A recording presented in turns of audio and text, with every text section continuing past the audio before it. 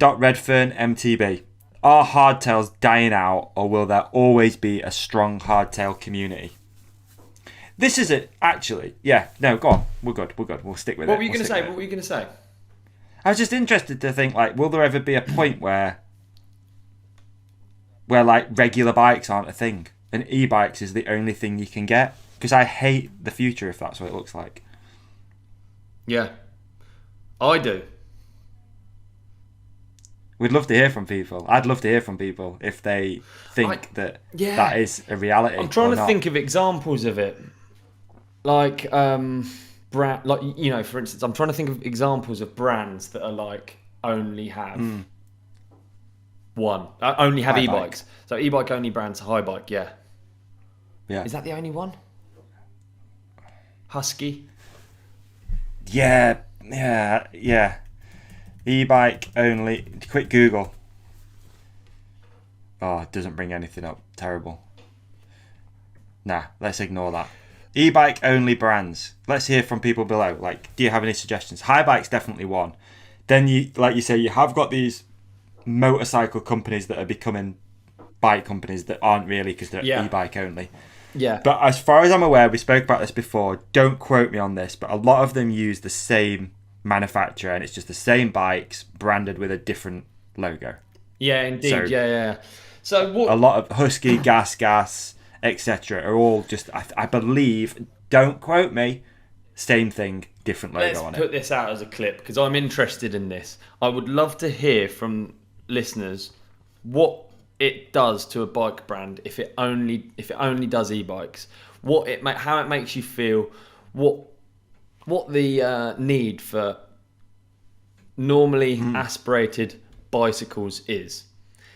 Because there is one. Why is it what does it make you feel about a brand like Pilgrim switch from high bike to Canyon? What does it make you feel about that? Like, I feel hyped now because now you see Pilg on like millions of different bikes.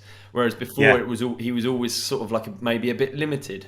Not trying to speak bad on any brands because everyone's got their own spot and there's no...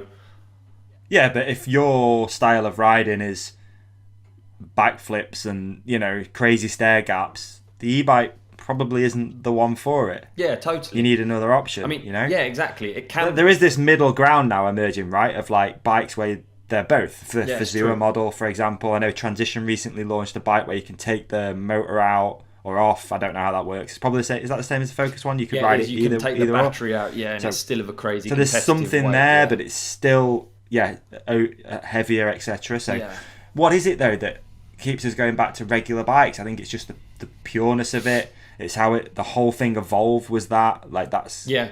I can't imagine... Some people love feeling the burn as well, man. Like, and I think you still do get that from an e-bike, obviously, but people love that raw silence of being out and just chugging away, pedaling. I think what it is that when you just think of mountain biking, because that's what we are as mountain bikers. Yeah. You don't, like, the picture in your mind, you just close your eyes, the picture in your mind...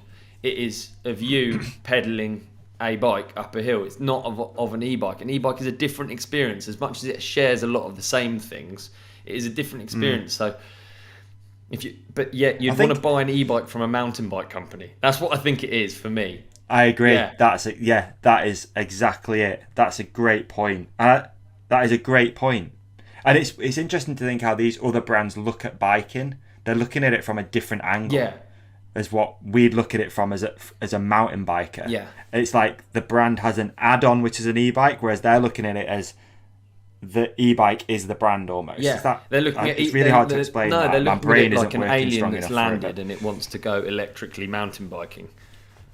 It wants to go mountain biking. And also probably looking at it a little bit more chasing a trend. Not a trend, but like, this is the latest thing, so that's what we have to do before establishing a base as a good bike brand. Yeah. With good bikes. Does that make any sense? Definitely it does.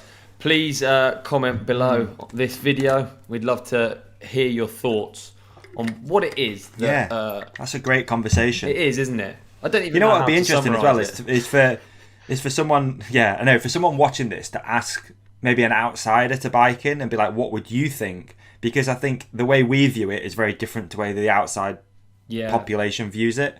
But I think that could be quite an interesting topic there. There's something that we should explore on a future episode somehow. If we could get a bit of data together, we can talk about it. Graphs. On the pie next charts. episode, yeah.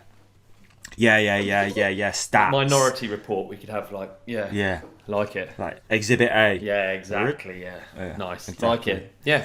All right. Fantastic. Anyway, and back to the hardtail question. I think.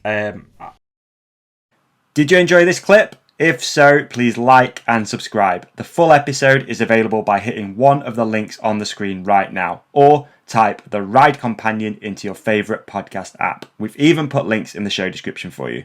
Cheers!